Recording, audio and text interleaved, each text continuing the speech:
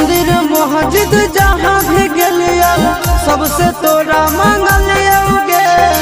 तोरा हम हंसलियो हरदम अपने भले कानलियोगे। मंदिर मस्जिद जहाँ भी गेलियो सबसे तोरा मांगलियोगे। तोरा हम हंसलियो हरदम अपने भले कानलियोगे। तोर किस्मत खुलता, तोर किस्मत खुलता, जरता हमर भगिया गे। बसवे के डोलिया जानू बांस के अरथिया गे। बसवे के डोलिया